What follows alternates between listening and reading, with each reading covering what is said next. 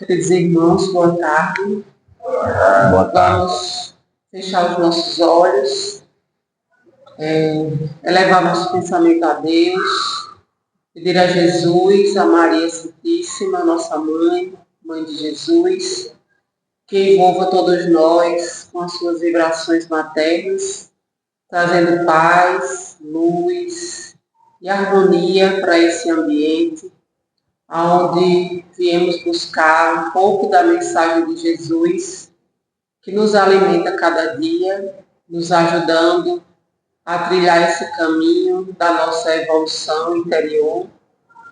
Pedir a espiritualidade amiga ao nosso querido amigo Chico Xavier, que ilumine o palestrante desta tarde, que ele possa levar a cada um de nós a sua mensagem, fazendo preencher aquelas lacunas, aquelas interrogações que trazemos no nosso dia a dia. Que nossos anjos guardiães abram nossa mente, nosso coração e nos faça receber com paz e luz todas essas mensagens e que possamos absorver essas energias maravilhosas que será derramada sobre todos nós. Que assim seja. Que assim seja.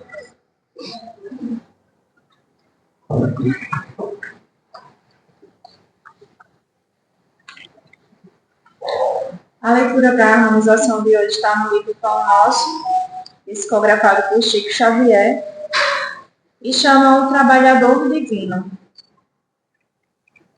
Ele tem a pá na sua mão, limpará a sua eira e ajudará o trigo no celeiro, mas queimará a palha com o fogo que nunca se apaga. Isso está no Evangelho de Jesus, segundo Lucas, no capítulo 3, versículo 17, e foi dito por João Batista. Apóstolos e seguidores do Cristo, desde as organizações primitivas do movimento evangélico, designaram-no por meio de nomes diversos. Jesus foi chamado o Mestre, o Pastor, o Messias, o Salvador, o Príncipe da Paz. Todos esses títulos são justos e veneráveis. Entretanto, não podemos esquecer, ao lado dessas evocações sublimes, aquela inesperada apresentação do Batista. O precursor designa-o por trabalhador atento, que tem a pá nas mãos, que limpará o chão duro e inculto, que recolherá o trigo na ocasião adequada e que purificará os detritos com a chama da justiça e do amor que nunca se apaga. Interessante notar que João não apresenta o Senhor empunhando leis, cheio de ordenações e pergaminhos, nem se refere a ele de acordo com as velhas tradições judaicas, que aguardavam o divino mensageiro num carro de glórias magnificentes. Refere-se ao trabalhador abnegado e otimista. A pá rústica não descansa ao seu lado, mas permanece vigilante em suas mãos, e em seu espírito reina a esperança de limpar a terra que lhe foi confiada às salvadoras diretrizes. Todos vós que viveis empenhados nos serviços terrestres por uma era melhor, mantende acesa no coração o devotamento à causa do Evangelho do Cristo. Não nos cerqueiem dificuldades ou ingratidões. Desdobremo-nos nossas atividades sobre o precioso estímulo da fé, porque conosco vai à frente, abençoando-nos e a humilde cooperação, aquele trabalhador divino que limpará a ira do mundo. E foi a isso que o Cristo nos chamou. A palestra de hoje à tarde vai ser com o nosso irmão André, e ele vem falar sobre a mediunidade, né? Os fatos mediúnicos que marcaram o mundo. E eu escolhi essa leitura quando eu abri o livro, casualmente caiu, né? E eu vi que tinha tudo a ver, como sempre, porque É para isso que o Cristo veio, para nos chamar a esse trabalho, a essa luta cotidiana, para essa nossa transformação, né? Junto a Ele, que não nos abandona e que tenhamos o bom ânimo para poder seguir. André?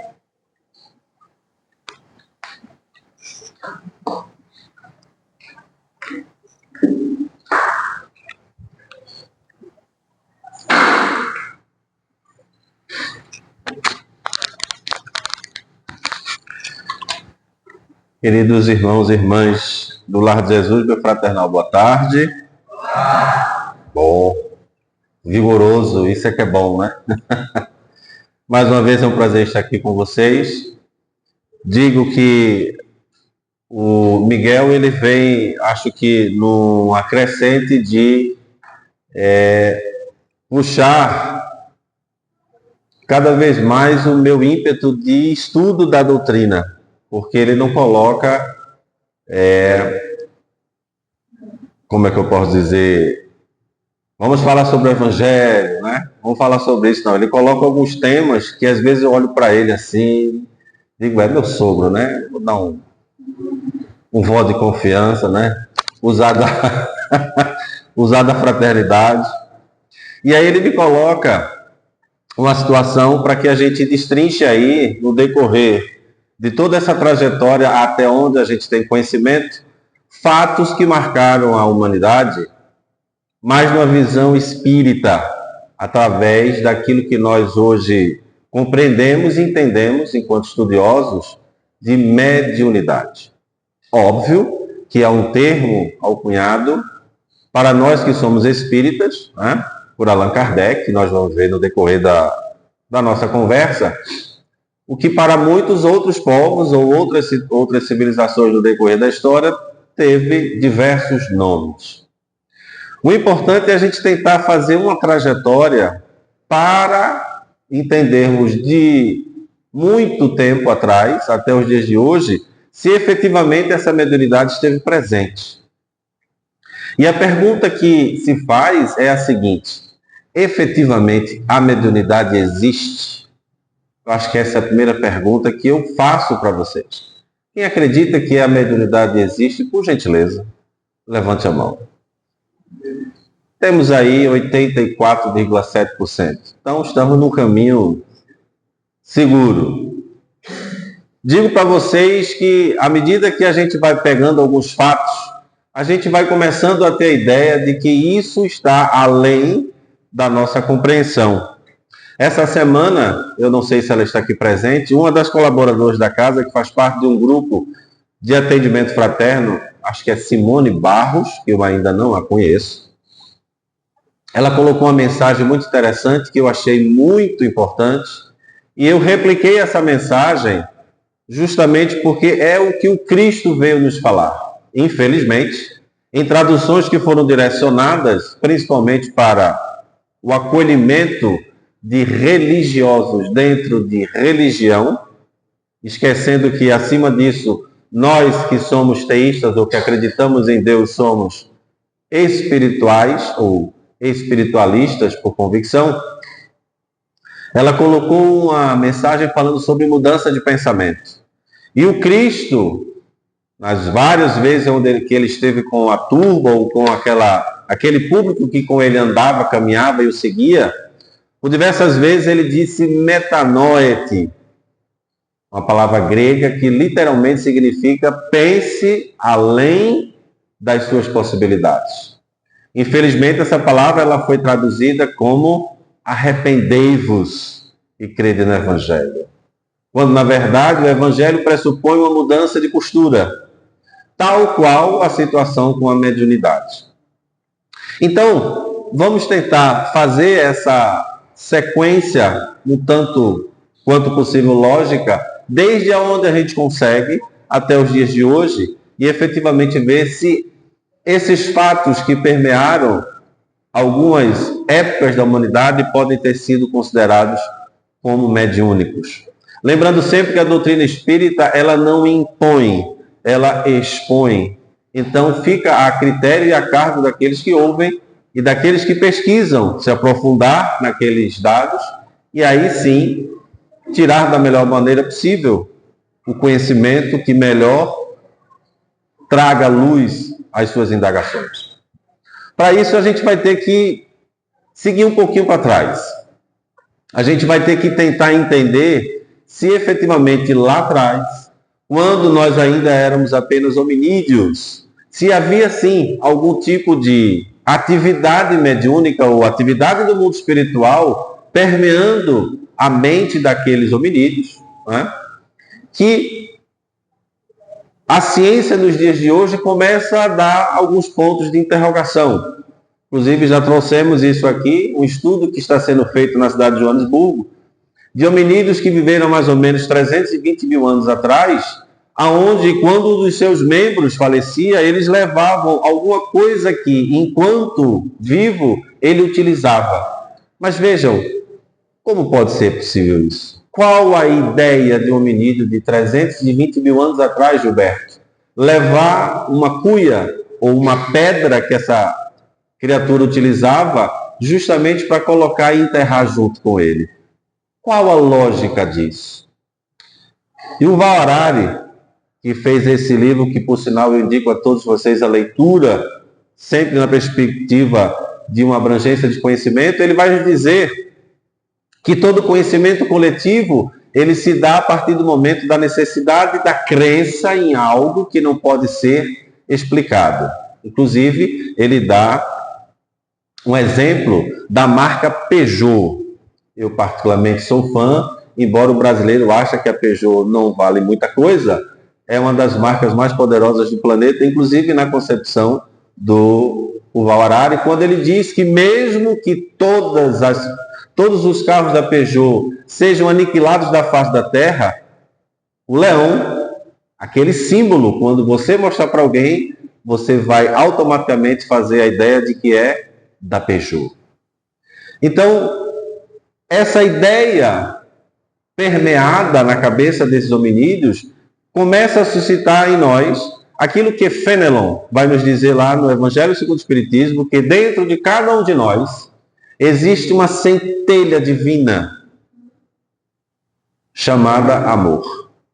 E o amor, ele suplanta qualquer tipo de dificuldades de entendimento, seja ele material ou espiritual.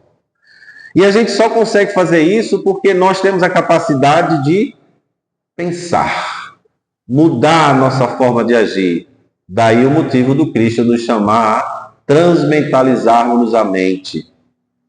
Quem vai nos dar uma ideia a esse respeito é um rapaz chamado Gaston Bachelard, quando ele nos diz que nós, seres humanos, somos o único animal com a capacidade do devaneio, de pensarmos além, de criarmos, a partir daquilo que nós necessitamos, tudo o que é possível e passível de ser colocado para frente.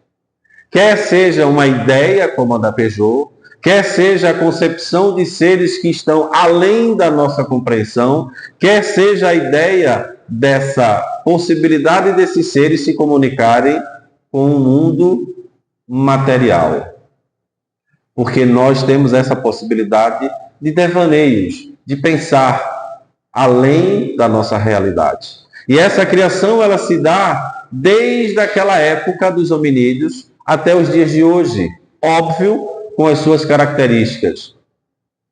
Passamos por momentos dentro dessa nossa capacidade de interação entre intermundos, acreditando que o fogo trazido por um raio era algo inexplicável e que, por assim o selo, teria que ser uma divindade. Quando descemos das árvores e nos tornamos caçadores-coletores e nos agrupamos, passamos a ter a ideia de que algumas coisas precisavam ser ditas ou nomeadas porque extrapolavam a nossa ideia imediata. E aí criamos os seres que povoam até hoje a mente de alguns povos do planeta Terra, numa concepção anímica de que o elefante, a cobra, o gato, o rato e várias outras situações, até nos dias de hoje, representam uma divindade que nós não entendíamos na época, como ainda não entendemos até os dias de hoje. Tem algum médico presente aqui agora, não? Ou alguém da área da saúde? Qual é o símbolo da área da saúde? Alguém sabe? Oi? É uma cobra. A pergunta que eu faço é, por que uma cobra? Alguém sabe? Ninguém? Nobody? Vocês vão ouvir a menção disso lá no Antigo Testamento, quando, óbvio, na perspectiva eventual que ali se descreve um fato que efetivamente aconteceu, aquela turba está andando no meio do deserto durante 40 anos, e de repente eles são atacados por várias cobras, porque eles tinham ido de encontro aos desígnios e os desejos de Deus para eles, Yahvé. E aí Moisés, no momento de súplica, fala, ó Senhor, tem pena desse povo, estão morrendo aqui de tanta picada de cobra. E aí a divindade manda ele erguer um cajado, e lá ela coloca e faz aparecer uma coisa chamada uma serpente de bronze, com alcunha até os dias de hoje de Nehushtan. Nehushtan nada mais é do que a representação para aquele povo daquela época da cobra, que era o único animal que conseguia despir-se de uma pele velha e transformar-se novamente num novo animal. Daí o motivo do pessoal da medicina usar o símbolo de Nehushtan, que, diga-se passagem, também é um símbolo pagão. E é por isso que o animismo ele trazia essa possibilidade. Só que a partir do momento que nós começamos a nos encontrar enquanto sociedade, em pequenos grupos, nós começamos aí sim, tendo uma ideia do que o Yuval Harari fala no seu livro, a termos a possibilidade de pensarmos em conjunto. Quem quiser pesquisar, lá na Turquia existe um sítio arqueológico chamado Göbekli Tepe, onde você vai encontrar algo em torno de 12 mil anos, já algumas construções de povos nômades que ali vinham se reunir, provavelmente, para o encontro não só de festividades carnais, materiais, mas também de festividades espirituais. E aí nós começamos a criar aquilo que, até os dias de hoje, dependendo da civilização que você estude, denomina-se politeísmo, que é a crença em várias divindades. E essa crença, ela começou a se denominar e a determinar por algumas características. Mesmo no politeísmo, haviam centenas de deuses. Então, o culto a todos eles era chamado de polilatria, aonde, independente daquele Deus, todos deveriam receber o culto. E todas as civilizações antigas tinham essa característica e essa possibilidade de fazer esse culto. Só que, posteriormente, a ideia de apenas não, eu vou querer só Arnaud, para poder eu acender uma velinha para ele na segunda-feira, para ele me dar algum tipo de proveito. Os outros eu acredito, mas Arnaud é o meu preferido. E aí se cria a monolatria, que apesar de ser politeísta, era o culto, o desejo direcionado apenas a um daqueles deuses. Mas vejam, independente de quem o fosse. E aí a gente começa a ter uma ideia de que essa relação entre mundos, material e espiritual, se torna cada vez mais forte, porque necessariamente não precisava ser algo tão poderoso. E vamos ver isso com os egípcios já já. E a partir dessa monolatria, a gente entra, principalmente no povo judeu, naquilo que nós hoje conhecemos como sendo monoteísmo, a crença num único Deus, que todos nós aqui, eu acredito, assim também pensamos. Lembrando que não há nenhuma relação entre monolatria e monoteísmo. A monolatria faz parte ainda do politeísmo. E Kardec, ele de uma forma muito fácil vai nos dar essa informação lá no céu e inferno, quando ele vai nos dizer o seguinte: a crença no poder superior é instintiva no homem. Ou seja, o que a ciência hoje está tentando descobrir nos achados arqueológicos de 320 mil anos atrás, até os dias de hoje, está passo a passo com o que o Kardec disse. Encontramos-la sob diferentes formas em todas as idades do mundo. Mas se hoje, dado o grau de cultura atingido, ainda se discute sobre a natureza e atributos deste poder, calcule-se que noções teria o homem a respeito disso na infância da humanidade. Então a gente começa a entender que, apesar de nós termos isso intrinsecamente em nós enquanto espíritos, trazendo isso através das diversas existências, porque a vida é uma só, que nós nos proporcionamos para a nossa evolução, essa informação quase que genética espiritual é quem sempre nos impulsiona a tentar descobrir aquilo que nós colocamos como sendo desconhecido. E isso nós tentamos de diversas formas, gente. Mas o mais interessante é como essas pessoas da antiguidade conseguiram passar para isso, passar essas informações à frente. E não foi apenas no Ocidente. Nós temos em diversas culturas as mitologias que falam sobre a construção do mundo, como foi feita essa situação, como os hindus, que acreditavam num mar primordial, águas primordiais, onde você tinha uma tartaruga nadando nessas águas e sustentando o universo, e 2 elefantes sustentando o planeta Terra. Fiquem gravados que isso foi passado de pessoa para pessoa. A pergunta primeira é: quem iniciou essa primeira conversa para dizer que era dessa forma? E aí a gente passando para todas, como eu falei, civilizações do planeta, chegamos lá na China, onde eles acreditam na cosmologia deles, num ser chamado Panku, que a partir de um ovo cósmico mergulhado mais uma vez nas águas primordiais, consegue se expandir a ponto de quebrar esse ovo e criar o que nós conhecemos hoje como sendo Yin e Yang. E a partir disso, quando ele vê que aquela obra é perfeita, ele se autodestrói e vai construindo a partir das partes do seu corpo tudo o que nós conhecemos. O seu sangue transforma-se nas águas que nos dão vida. Só tem uma parte dessa mitologia que eu não gostei, gente. Não sei se vocês vão gostar. Eu pensei em não dizer, mas alguém está me bochichando, dizendo, fale. Vocês sabem qual a parte do corpo de Panku que somos nós, os homens, a humanidade? Vocês imaginam ou não? Fala, você deveria falar, Graça. Vocês não fazem ideia, né? Pois é. Eu tenho que falar, né? Os vermes. Miguel. Nessa mitologia, o que constrói ou o que cria a humanidade são os vermes da carne apodrecida de Panku. Bom, não acho que sejamos tanto, né?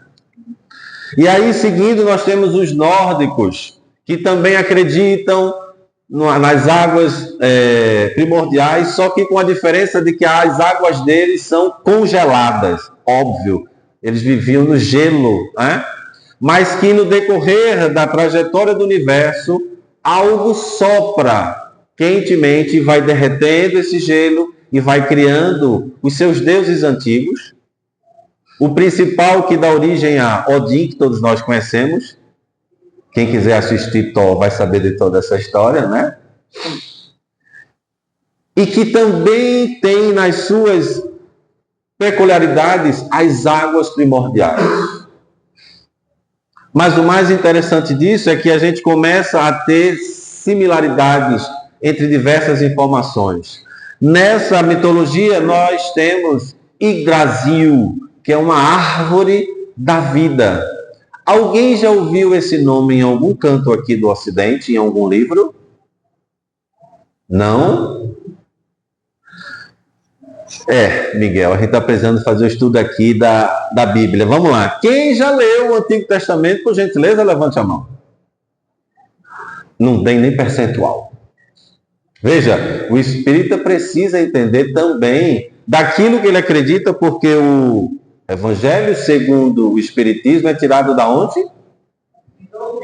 Do Novo Testamento, que está dentro da Bíblia. Árvore da vida está lá em Gênesis, a partir do capítulo 1. Não vou dar spoiler, quem quiser dá uma lida, e vai ver a semelhança com a árvore da vida também dos nórdicos, que também trazem a mesma situação, só que agora com a conotação diferente, porque existem aqueles que trazem as informações dos deuses para os homens, que os gregos lá na frente vão chamar dos semideuses. Os egípcios, da mesma forma, quando eles criam através do caos tudo o que existe, a partir das águas primordiais, com a sua tríade de deuses principais, só que sempre trazendo aqueles que faziam o elo entre o mundo dos deuses e o mundo dos homens. Da mesma forma que na cultura iorubá, quando Olodum-Maré traz através das águas primordiais a construção do planeta, e ele envia para cá aqueles que seriam os mensageiros das informações que ele daria do alto. E eu estou puxando para isso para que vocês entendam que até agora eu falei sobre mensageiros, mensagens.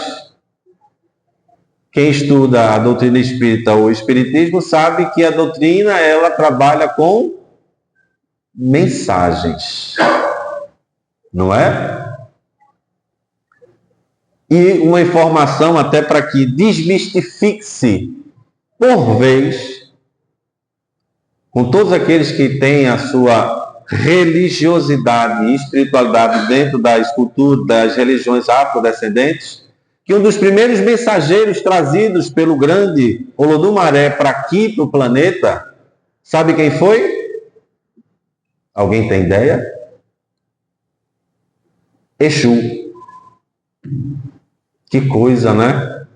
E as pessoas por aí demonizam algo que sequer sabem explicar ou terem conhecimento.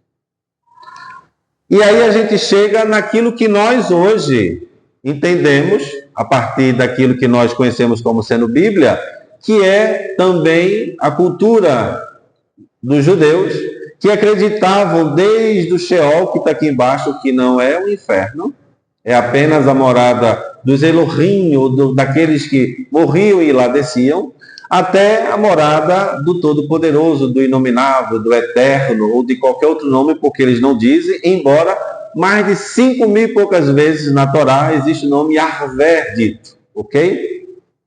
E aqui você tinha mais uma vez as águas primordiais, e você tinha aqui o reino dos homens, e você tinha os intermediários entre eles.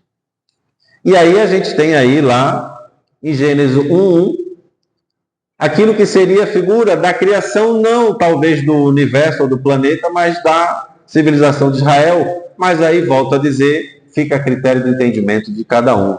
O que importa para a gente é isso aqui, ó. E o vento tempestuoso de Elohim pairava sobre as faces, de novo, das águas. Tales de Mileto dizia que tudo no universo é água. E aí a gente começa a tecer algumas coisas para que o entendimento dessa informação, ela talvez tenha sido trazida por aqueles que já sabiam dos conhecimentos e foram passando para outros, e isso foi sendo levado adiante. De que forma? Através de alguns fatos que para aquela época não eram talvez conhecidos ou tidos como sobrenatural. Quem foi que ratificou a questão da água e do nascimento e dessa forma de tudo que até agora nós estamos vendo? Alguém sabe? Fala, Lu. Quem foi? E em que parte?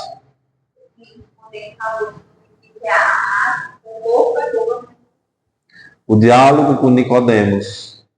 Quem não nascer da água e do Espírito, lembram? Já leram? Apresento para vocês o conhecimento antigo que Jesus trouxe também numa simples conversa com Nicodemos. Só que de uma forma fechada, o que é que Nicodemos disse para ele? Eu queria na hora só ser uma formiguinha para ver a cara de Jesus, quando Nicodemos disse, mas, Senhor, como é que eu vou voltar para a barriga da minha mãe? Eu acho que Jesus olhou para ele, disse, Nicodemos, como é que você é um doutor da lei? Rapaz, não é? Muito bom. E o que é que tudo isso tem a ver com mediunidade? Eu acho que vocês estão perguntando e estão questionando tudo. Porque todas as informações trazidas, elas vieram através de mensagens e de mensageiros. De que forma? Desde os antigos sumérios, que davam o nome para isso de Nabu, que nada mais eram do que aqueles que publicavam, anunciavam, e que tinham um Deus, um intermediário, que era o responsável por isso, porque ele era o Deus da escrita e dos escribas, daqueles que escreviam. E aí a gente começa a ter uma ideia do porquê hoje nós chamarmos psicográficos, ou psicografia, né? Nós tínhamos também lá na Arábia, os árabes, que denominavam os Nabaá, que eram aqueles que traziam grandes notícias, como o que fala sobre o fim, digamos assim, apocalíptico do planeta, ou da raça, enfim, quando Maomé assim o coloca lá no Alcorão. É uma grande notícia, porque vai haver a revolução no planeta. Mas quem trouxe isso para Maomé? Já já a gente vai ver. E aí nós temos os Neter, lá no Egito, só que com uma característica bem diferente, porque eles eram humanos também falecidos, que não eram deuses e que eram possíveis de haver comunicação com eles. No Livro dos Mortos, que não é apenas um livro, mas é um compêndio de livros, você tem toda a trajetória daqueles que, quando falecem, ao chegar lá diante de Anubis, que era o deus da morte, e seus 42 guardiões, tinha que dizer tudo aquilo que fez. Não matei, não roubei. Mas antes disso, eles conversavam com os Neter e pediam ajuda, para que na passagem eles tivessem um coração tão leve quanto uma pena, Miguel, que era colocada na balança para ver se você realmente era digno de entrar no mundo dos mortos. E aí a gente chega lá nos judeus, que denominavam seus profetas como Navi, e depois os gregos colocaram o nome de profetas ou profeta, justamente como sendo aqueles que alegavam, enfim, que se contactavam com o mundo sobrenatural ou divino. E nós temos na Bíblia vários relatos de vários profetas que tiveram essas comunicações, ou diretamente com o divino mais alto, com Deus, enfim, ou com aqueles que eram seus mensageiros, aqueles que intermediavam essa conversa ou essas informações trazidas do alto. E aí vem Kardec e fala, vamos evitar toda essa conversa e vamos denominar como sendo apenas médiums, que é aquele que está no meio. Então, médium, que vem do latim medium, meio intermediário, é a pessoa que pode servir de intermediária entre os espíritos e os homens. E aí, quem quiser se aprofundar um pouco mais a esse respeito, porque algumas pessoas, apesar de estarem na doutrina, ainda não conhecem ou não se familiarizam com todas as informações, lá no livro dos médiuns, a gente vai ter Kardec nos dizendo que todo aquele que sente, num grau qualquer, a influência dos espíritos, é por esse fato médium. Então, quando alguém perguntar para você qual a sua religião, você vai dizer que é? Ué? Não vão falar não? Olha, muito bom. Cristã e espírita. Cristão porque segue a Cristo e espírita porque é espírita. Ok? Muito bom. E se a pessoa perguntar, mas você é médium, você vai dizer o quê? Só uma respondeu.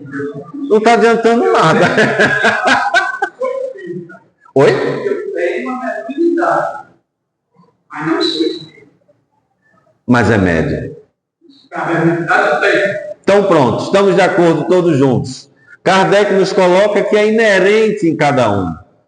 Independente de nós aceitarmos ou não, é aquela moléculazinha que está inerente, não porque você quer, mas porque assim Deus o fez. E aí ele continua, essa faculdade é inerente ao homem, não constitui, portanto, um privilégio exclusivo. Então, ser médio não é privilégio, você não vai ganhar bônus horas para ir para o mundo espiritual, nada disso. É uma situação inerente a cada um de nós. E aí ele diz o seguinte, por isso mesmo, raras são as pessoas que dela não possuem alguns rudimentos. Pode, pois, dizer-se que todos são mais ou menos médios. Por isso, apesar de ter poucos jovens aqui, quando sua mãe disser assim, não vá para tal lugar hoje, não vá. Não vá. Fique em casa, né? Fique com ela, assista um filme, mas não vá. Conselho. Mas, afinal de contas, o que é que tudo isso tem a ver com fatos mediúnicos que marcaram a humanidade no decorrer da história? Alguém até agora viu algum fato marcante aqui? Não. Né? Aí quando eu falei para Miguel, não, Miguel, a gente vai falar sobre o início de tudo. Aí Miguel olhou para mim e fez, devagar, né? Eu disse, não, mas a gente tem que ir lá atrás. A gente tem que pegar realmente do início. Quando a gente tinha, como os cientistas dizem, apenas uma singularidade. Um pontinho onde tudo estava imerso nesse ponto, Arnoldo. A pergunta que eu faço para vocês é, quando a gente questiona um cientista e o que tinha antes desse ponto, ele diz o seguinte, talvez a frase mais inteligente do homem ou do ser humano. Não sei. Não sei. Honestidade. Mas quando eu pergunto para Gilberto, que está ali, Gilberto, antes desse ponto primordial, o que existia? Faltou água aqui. Alguém me deu uma água. Nada. Diógenes, me ajude.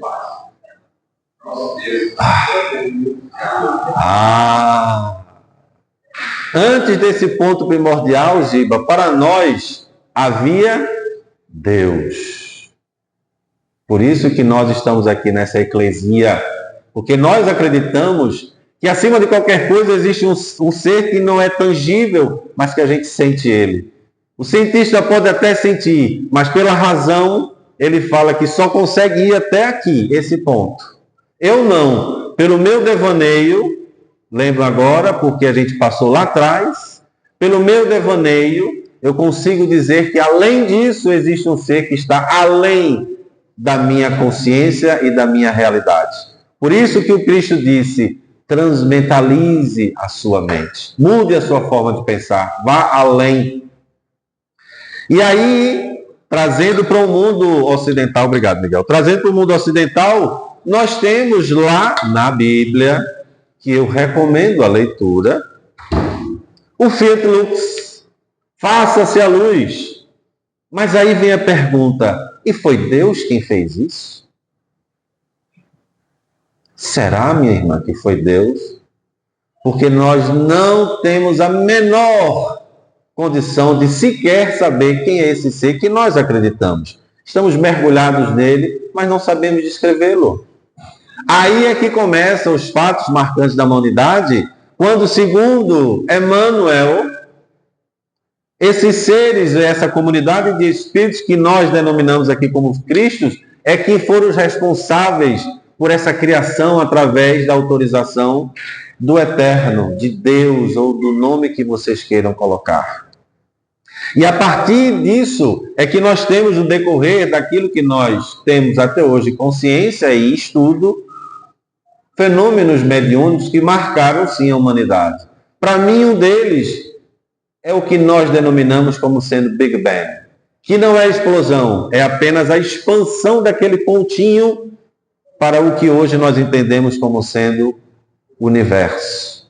Mais ou menos 15 bilhões de anos atrás. Muita coisa, né?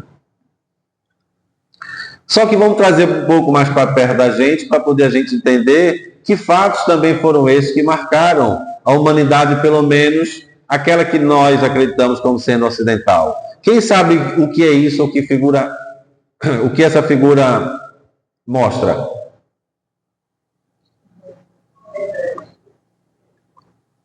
Alguém falou baixinho, mas não quis, ficou com vergonha. Alguém falou. Quem falou? Olha para Arnô. Moisés, falaram ali atrás. Ok, isso aqui é uma representação de um momento que está lá no Antigo Testamento, por isso que eu disse, leiam, aonde mostra Moisés com um arbusto que deu-se o nome de sarça, mas é um arbusto, que pegava fogo, mas não consumia.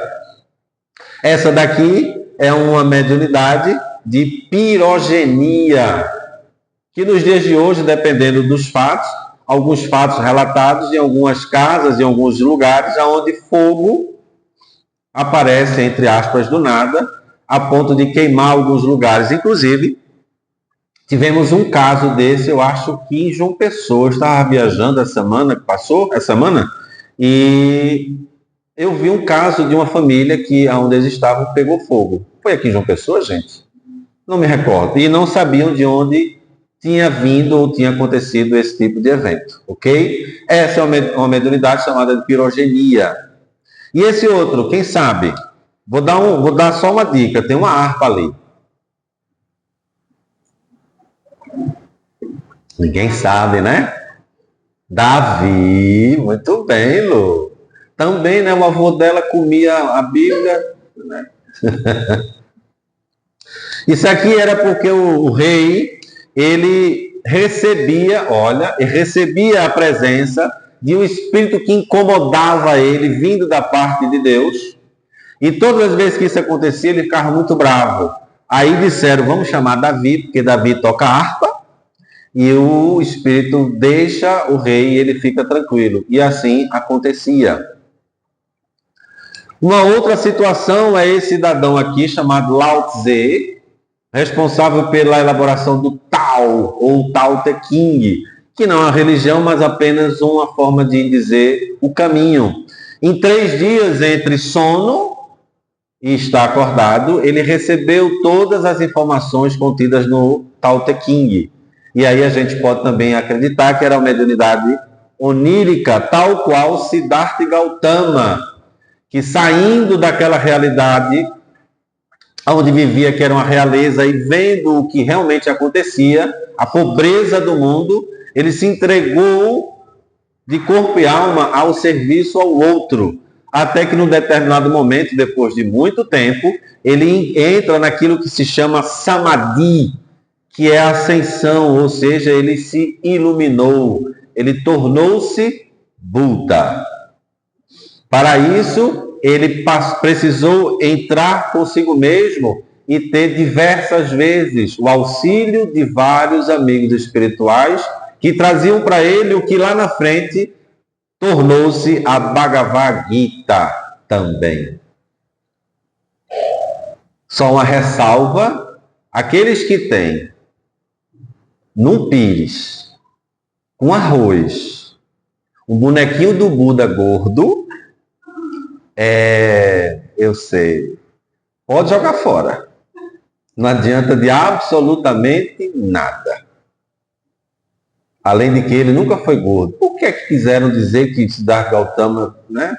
Vocês já viram isso? Alguém já viu isso? Eu já cheguei em casa que estava lá um imenso em cima assim, de uma prateleira, sabe, cheio de arroz. Aí eu perguntei, mas por quê? Né?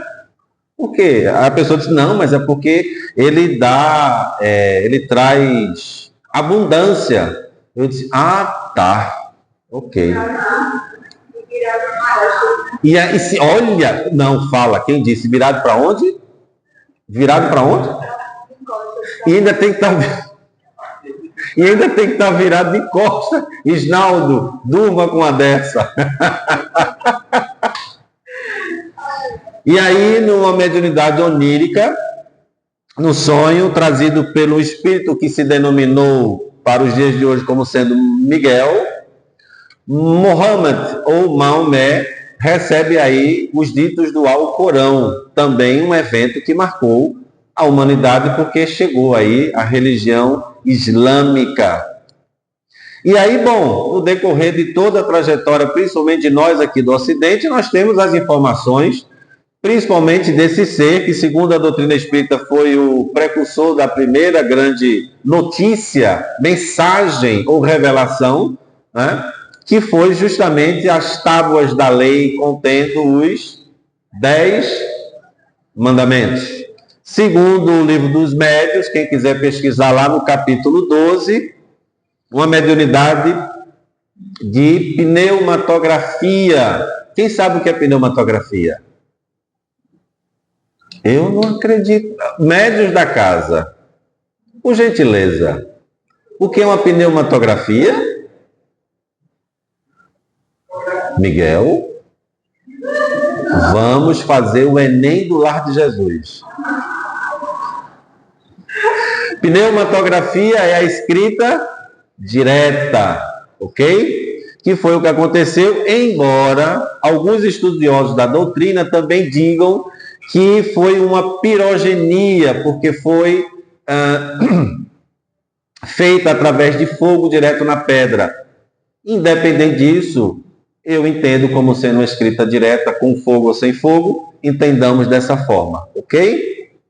Um outro evento muito conhecido está lá no Antigo Testamento, na Torá Taná, que é em Números, no capítulo 22, que é Balaão e a jumenta. Vocês já leram essa história? Já, né? Muito bom. Balaão pegou essa jumentinha e foi fazer um serviço que a divindade, o Deus, pediu para ele fazer. Só que a divindade pediu para ele fazer de um jeito e ele fez de outro. O que é que aconteceu? Aparece um espírito na frente da jumenta e a jumenta empanca. Não sai do lugar. E aí ele toma um chicote na coitada da jumenta. Sem nada a ver, né? A culpa não era dela. Por quê? Porque aquele ser que estava ali estava tentando impedir ele de fazer uma coisa errada que terminou ele fazendo. E aí a gente tem uma mediunidade vidente também e psicofônica. Não é que a jumenta falou. Em nome de tudo quanto é mais sagrado, jumento não fala. Ok? Da mesma forma que quem for ler no Antigo Testamento que a cobra falou, não. A cobra não falou. Ok? Pode ter havido algum tipo de evento espiritual, sim. Mas que o animal falou, não. E nesse caso foi uma mediunidade vidente, também psicofônica, ok? E essa é muito conhecida dos espíritas. Qual é essa daí, gente? Olha, ele gostou da jumentinha, não foi? E essa aqui, que passagem é essa? Olha, vamos fazer o Enem, viu? Isso aqui é Samuel, aparece para o rei Saul, gente.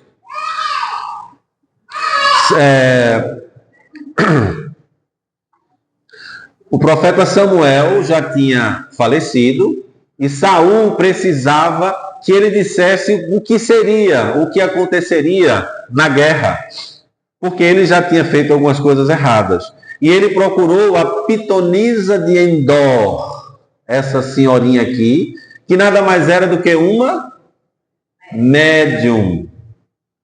E aí ela fez, e essa frase é famosa no Antigo Testamento, quando ele pergunta para ela o que você está vendo, e ela fala, vejo Elohim saindo da terra. E entre eles sai Samuel, nem um pouco contente, que pergunta de cara, o que é que você quer comigo? E aí se dá o diálogo entre os dois, ok? Quem quiser pesquisar, está lá no capítulo 28, versos de 1 ao 25. Essa daqui, todo mundo sabe, né? Qual é? Fala, Lenilda. O anjo Gabriel, lembra lá de Maomé? O anjo Gabriel que traz o anúncio de que Maria ficaria grávida, né? Dizendo para ela, ave, cheia de graças, darás à luz um filho e o colocarás o nome de Emanuel. aquele que governará para toda a eternidade. Também uma mediunidade, nesse caso vidente, assim, muito bonita, deve ter sido realmente uma passagem que marcou muito, não só a vida de Maria, como também de todo o Ocidente. E esse daqui também é super, hiper conhecido, os espíritas adoram falar a esse respeito, que é a transfiguração de Jesus, lá no Monte Tabor, e após essa transfiguração aparecem plasmados Moisés e Elias, e os discípulos ficam assombrados com tamanha beleza daquilo que era nada mais, nada menos do que o Cristo, mostrando-se da forma como efetivamente ele era. Também um fato mediúnico muito importante para nós que estudamos o Espiritismo. E essa daqui, quem sabe quem é? Joana d'Arc. Joana d'Arc, que possuía as vozes amigas, que sempre a direcionavam para tudo o que ela fazia, não é? E que teve uma morte maravilhosa, não foi? Foi não? Como? Queimaram ela. E queimaram ela porque tudo aquilo que não é passível de ser explicado é tido como errado. Por isso que quando nós ouvimos mais uma vez alguém reclamar ou falar dessa entidade chamada Exu, peçamos para que a pessoa estude um pouquinho mais. E ela realmente morreu queimada. Só que ela nunca abriu mão de defender a sua mediunidade, mesmo diante daqueles que iriam queimá-la. Creio que não vos digo tudo o que sei, porém, muito mais temo cair em falta, dizendo qualquer coisa que desagrade as minhas vozes, aqueles que traziam as informações para ela, do que receio vos responder aqueles que estavam prestes a mandá-la para a morte. Quem quiser se aprofundar sobre a vida de Joana d'Arc, eu indico o livro Joana d'Arc Médium, de Leon Denis, onde ele descreve, inclusive historicamente, com pessoas da época, toda a trajetória de Joana d'Arc. E nessa parte do livro ele diz uma coisa fantástica. Joana d'Arc era, pois, uma intermediária de dois mundos, uma médium poderosa. É um spoiler, o restante vocês veem no livro. Quininha, seria bom providenciar. Olha, tem aí. E esse aqui, vocês conhecem, não? Acho que não. Talvez um dos piores momentos da humanidade. O Maleus Maleficarum, o martelo das bruxas, aonde várias mulheres, principalmente, foram levadas também à fogueira. Mas por que isso aconteceu, André? Porque simplesmente elas eram médios de efeitos físicos, só que involuntários. O livro dos médios explica de uma forma muito legal a esse respeito. E por elas fazerem isso involuntariamente, eram tidas como bruxas. E assim, até um bendito de um livro para dizer como deveriam ser mortas foi criado. Um momento horrível, uma mancha impossível de se esquecer na história da humanidade. Nada mais, nada menos do que médios que possuíam a possibilidade de fazerem efeitos físicos, só que de uma forma involuntária. E a partir daí nós temos, no decorrer, inclusive da era contemporânea, várias outras situações que trouxeram informações sobre a mediunidade. Como exemplo lá de Oppenheim na Alemanha, em 1520, pesquisas de ectoplasma, 1650, ruídos estranhos na casa da senhora Mupesson, lá na Inglaterra, ruídos estranhos também no Epworth Vicarage, que era um vilarejo, e a mais importante de todas, principalmente para a doutrina espírita, que foi as irmãs Fox, isso mesmo, que era a pequena Kate, que é essa aqui do meio, ó, aonde ela encontrou dentro da casa dela barulhos estranhos, e ela, como toda adolescente, porque adolescente não é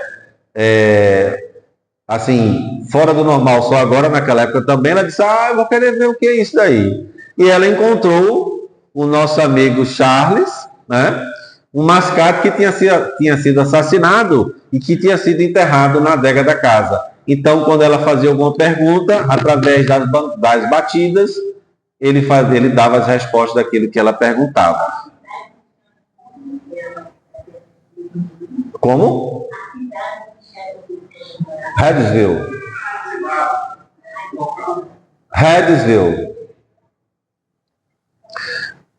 E aí, esse é um marco da doutrina espírita. Foi a partir disso, mesmo hoje a gente tendo algumas coisas tentando desabonar as irmãs Fox, mas ainda bem que a espiritualidade trabalha de uma tal forma que pessoas que criaram uma temática sobre a vida delas de erros, também tem outras que vão lá e falam, não é bem assim, você tem que ver o contexto. Então, isso foi um marco também, principalmente da doutrina espírita, porque foi a partir disso, a partir desse evento, a partir dos eventos das mesas girantes também, lá nos salões de Paris, na França, que nós começamos a ter o olhar da ciência voltado para aquilo que nós conhecemos hoje como sendo doutrina espírita, que é aquela que pega o espiritismo, com todas as vênias da minha querida Migueline, que pega o espiritismo macro e disseca ele através da ciência, da filosofia e da religião. E todos esses eventos, eles hoje podem ser vistos de uma forma normal nos centros espíritas, nos centros de Umbanda, de Candomblé, nas igrejas protestantes, nas missas católicas. Convido vocês um dia a irem para uma missa carismática. Vocês vão achar que estão em Pentecostes, porque o Espírito Santo para eles paira sobre todos eles e é médium para tudo quanto é lado, falando em outros lugares em línguas estranhas, embora a gente sabe que essas línguas estranhas, na maioria das vezes, a gente pode prever e ver de onde vem, né? Também fatos comuns hoje de mediunidade, só que com outro nome. E aí a gente chega naqueles que são mais comuns, como é o caso dos médiuns psicográficos, ou seja, as psicografias, aqueles que aqueles que escrevem o que os espíritos ditam. E tem também os psicofônicos, que são aqueles que falam o que os espíritos ditam. O mais conhecido dos médiuns psicográficos que nós conhecemos é Chico Xavier. Chico era Chico. Chico possui a mediunidade abrangente em quase todos os graus e gêneros. Mas ele é para nós o ícone daquilo que nós entendemos como sendo uma mediunidade efetiva e eficaz. Chico, no decorrer de toda a sua trajetória, trouxe apenas informações salutares. O primeiro livro de Chico Xavier, psicografado por espíritos poetas, é Parnaso de Além Túmulo, que inclusive semana retrasada lemos aqui Augusto dos Anjos, dizendo o quanto de tempo ele perdeu na existência que ele teve, em falando apenas sobre materialidade. A tal ponto da Academia Brasileira de Letras dizer que se não foram os espíritos que disseram aquelas poesias para Chico, ele teria que se tornar também um imortal, porque a obra era fantástica. Chico trouxe vários livros. Poderia ter sido um milionário, poderia ter sido um homem reconhecido em todo o planeta pela sua riqueza ou pelo seu poder, e simplesmente ele preferiu o anonimato.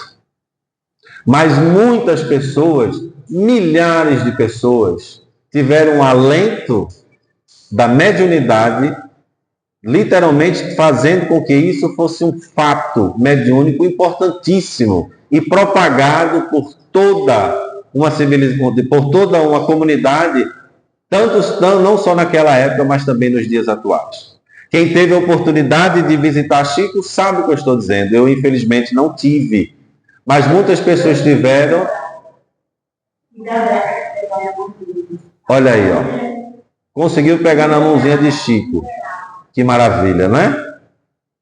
Mas aí algumas pessoas dizem assim, não, mas o que esse homem escrevia era mentira. Eu já ouvi muito isso.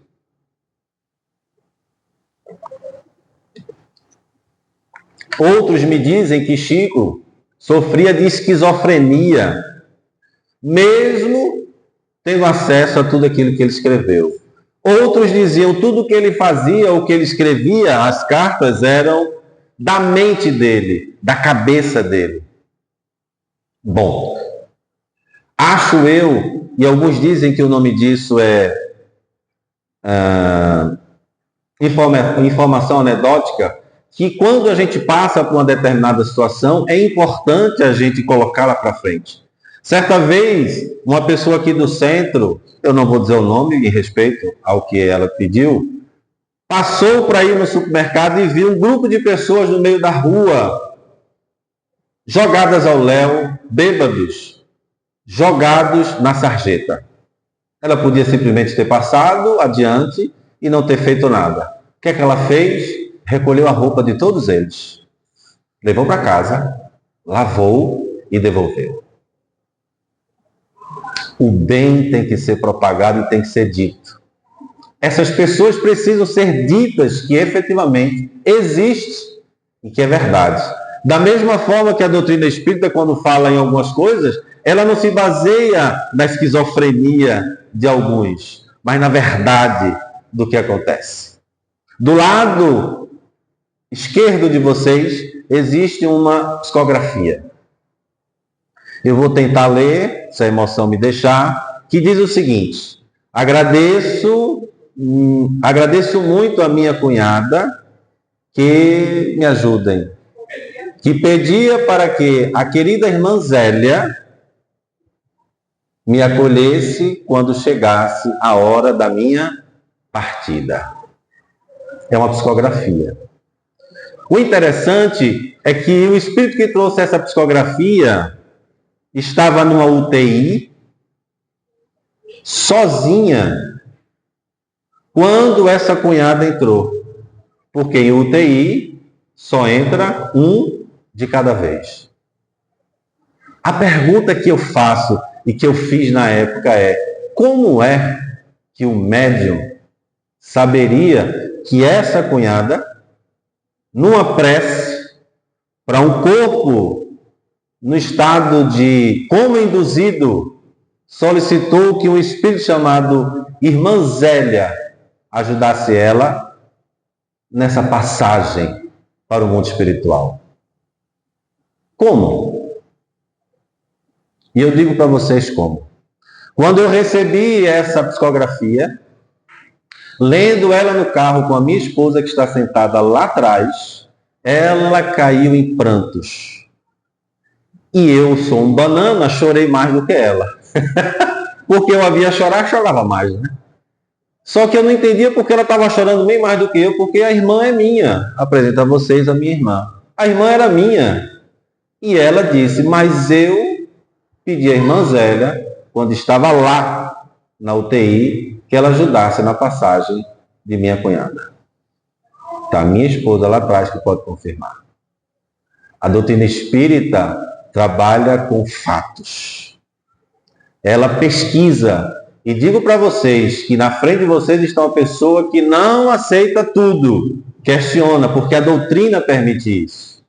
Mas que nessas coisas comezinhas tem que dar o braço a torcer, tal qual Bachelard, quando diz que nós podemos ter os nossos devaneios e acreditar naquilo que efetivamente é verdade. E deixo para vocês, como exemplo disso, o que o Espírito de Verdade fala lá no Livro dos Médiuns, quando ele nos diz que nós, todos médiuns, persuadamos-nos bem de que na esfera modesta e obscura, onde se acham colocados todos nós, podemos prestar grandes serviços auxiliando a conversão dos incrédulos, prodigalizando consolação aos aflitos. Se daí deverem sair, serão conduzidos por uma mão invisível, que lhes preparará os caminhos, e serão postos em evidência, por assim dizer, mesmo que seja a seu mau grado. A mediunidade é um fato. Aqueles que acreditam, ótimo, propagam, digam a mais, joguem à frente, tragam pessoas para poder dizer que efetivamente momentos existem que não é só animismo, mas principalmente algo ou alguém trazendo de lá uma informação necessária até para evitar a dor e o sofrimento de alguém que está aqui. Mas, principalmente, a doutrina espírita nos permite pensar além da realidade. E digo para vocês, isso é libertador.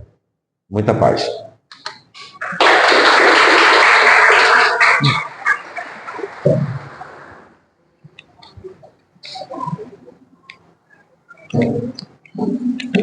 Quanto mais a gente estuda, quanto mais a gente assiste essas palestras, a gente percebe o quanto a doutrina tem a nos oferecer, né? É enriquecedor. Cada momento desse, a gente tem que agradecer muito a Deus pela oportunidade de estarmos sendo presenteados por essas informações magníficas, né? A gente vai lá no começo, na historinha, na história do quando Deus, né, André? É o pontinho lá que você falou, que era ele e só ele, e hoje estamos nós aqui com a possibilidade de estarmos refletindo e amadurecendo cada dia mais. Então, que Deus siga nos abençoando sempre, né, com essas informações maravilhosas que só tem a nos engrandecer. Vou convidar vocês a sempre que puderem estarem presentes nas nossas palestras, né, na quinta-feira, 19h30, na sexta-feira, 15 horas, e nos domingos, 17 horas, né, que vocês também venham participar conosco dos estudos do Evangelho na segunda-feira. Né, quem quiser fazer o tratamento espiritual também, a casa está aberta para acolhê-los. Venham somar conosco também, como o Mestre nos veio ensinar, né, o trabalhador divino a fazer o trabalho voluntário. Nós temos aqui a campanha do quilo e outras atividades para que possam somar aqueles que quiserem trabalhar conosco voluntariamente. A casa também está aberta para acolhê-los. Certo? E para encerrar a reunião, eu vou chamar a Lenilda para fazer a nossa prece. Certo? E quem quiser ter passe, permanece sentadinho após a prece que a gente vai oferecê-los para vocês junto com a espiritualidade. Obrigada a todos.